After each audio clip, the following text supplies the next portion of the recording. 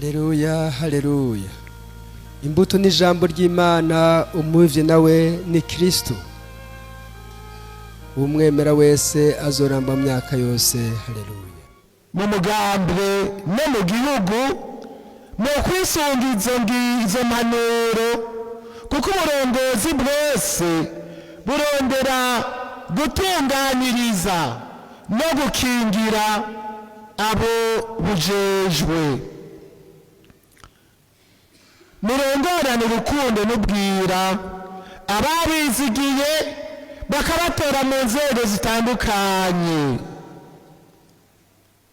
nk'uko Petero abisaba, mbarongore atabugunge, atagahato, atagutwaza umukazo, atawurondera inyungu ziwe gusa, atawutegekana akagayo, atabifata kiganwa ngo bagwize abasavyi n'abasasirizi, mube abasuku b'igihugu cabizigiye ngo mutunganirize neza abo mujejwe, murondera ineza yabo.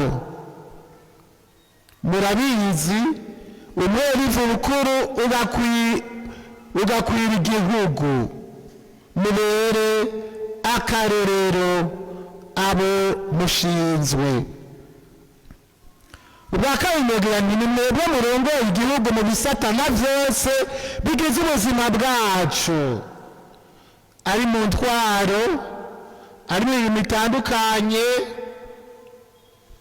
mu ndero, mu butungane, mu magara y'abantu, mu vy'ubutunzi, mu vyo kunguruza abantu n'ibintu, mu vy'umutekano n'ibindi. Umwe wese akore neza ico ashinzwe, kugira ngo mugwanirize hamwe ivyo vyose vyoshobora kuzingamika iterambere ry'igihugu no kugisubiza inyuma, nk'ingendo yo kujya no kwaka igiturire, ingendo y'akamwana wa mama, ingendo y'umunebwe, y'akarenganyo canke y'ugwangara no kwigira sindabibazwa mu kubungabunga itunga rusangi.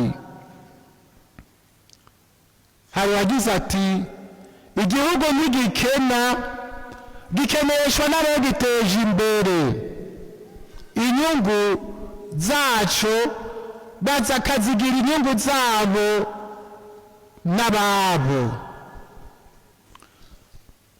Ko mufashe uno mwanya wo gukengurukira Imana, mubonereho no kuraba no kwihweza ibibazo biri mu bisata muranguriramwo imirimo yanyu, kugira ngo imigambi n'ibikorwa murangura ku munsi bigenda biterera inyishu ivyo bibazo, igihugu kibone gutera imbere kigana yambo n'akazoza.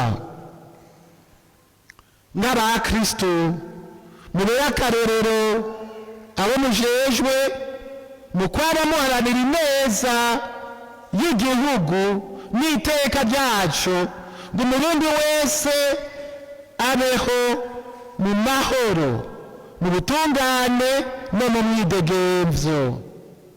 Umukama Yezu Kristo yazutse ava mu bapfuye, ahindure abagifise imitima y'agatimatare. Tworoheranire twese abamwemera, duhurize hamwe mu kubaka igihugu cacu, rizoba ari iteka ku mugambwe urongoye igihugu. Amen.